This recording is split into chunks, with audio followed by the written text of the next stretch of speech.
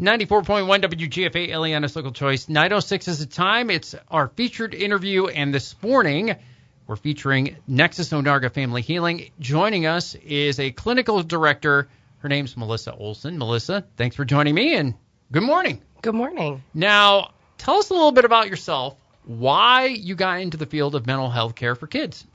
Well, I've been working with kids off and on, I would say, since I was a kid, doing summer camps and babysitting. But through my experience in college, when I graduated from Rocky Mountain College in Billings, Montana, one of the best job opportunities available for young grads of that school was to go to the Yellowstone Boys and Girls Ranch, which is a residential treatment facility in Billings, just outside in Laurel. And that's where a lot of people started their degrees in psychology after coming out of MSU Billings or out of Rocky Mountain College. And what I discovered working in residential was at the level I was with my degree, I could help so much, but that I wanted to be able to help more. So I moved down to Colorado and got a master's degree in contemplative psychotherapy so that I could be more in the field with the kids, working one-on-one and being able to affect more change, hopefully. And from that degree, I tripped and landed in foster care, actually.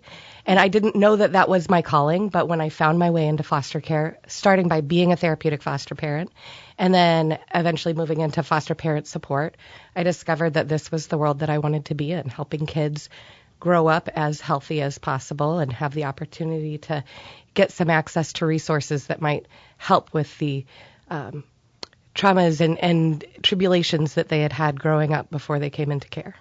Well, June is Pride Month, and there's a lot of events and activities that center around the LGBTQ plus community. Now, from the perspective of a therapist, give us some insight about the importance of these events. One of the most amazing benefits of all of the LGBTQ events that happen during Pride Month is the opportunity for kids to see that they have a community around them. So if you look at the numbers of our whole population, Generation Z, which is our 10 to 25-year-olds, are reporting that they have LGBTQ identity at a rate of about 1 in 6. So that means 1 in 6 of our 10 to 25-year-olds identify as being something other than the norm. And isolation or loneliness is one of the most destructive things for children, because inside of isolation and loneliness, the propensity to move towards feeling outcast or to start having increased symptoms of depression and increased thoughts of suicide and harming oneself, they just exponentially increase in this isolation state.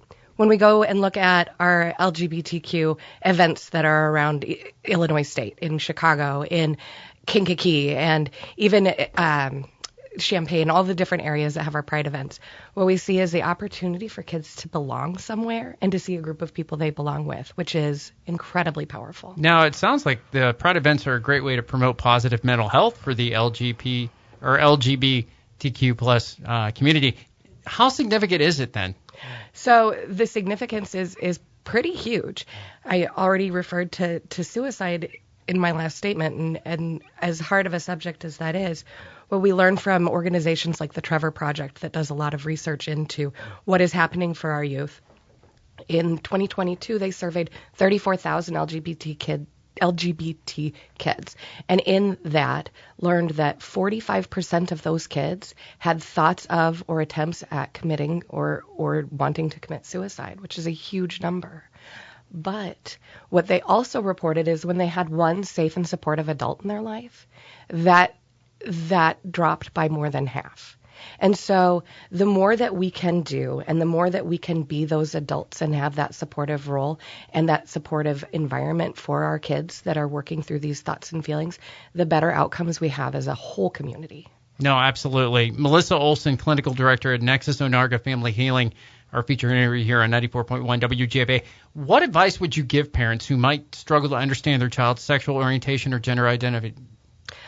My advice would be reach out and learn more. There's lots of resources in our internet, in our communities directly through Facebook groups and meetups. There's lots of places where you can get more information for how you can understand, relate, and support your child. And nexusfamilyhealing.org specifically has a blog posts tailored to how do we best support our gender identity in our children. I would recommend going out and looking for the different resources that are available. It's the little things that make the biggest impact. It really is. And what do you feel can make a big difference for an LGBTQ plus youth? Youth that feel included, supported, seen, and accepted are the happiest youth. No, I agree 100%. And if someone would like to better understand gender and sexual identity, what do you recommend and where can they find more information about it? So I already talked about nexusfamilyhealing.org, which is a great resource. I had a couple other resources in our area and close to us. The Kankakee Area LGBTQ Network has teen meetups and adult meetups. The next meetup for teens will be in July 24th. So looking through them, find them on Facebook.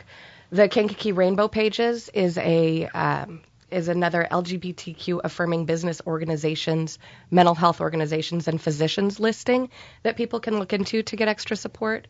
There's also Outside the Lines, which is an LGBTQ youth group for Kankakee and Iroquois County. And there's also the QORRN, the Queer Oriented Rural Resource Network, that can get you connected to different resource areas in this rural Illinois. Melissa Olson, Clinical Director for Nexus Onarga Family Healing. Thank you so much for joining us this morning. All the best and have a great weekend. And thank you for that very helpful information, as always. Thank you for having me.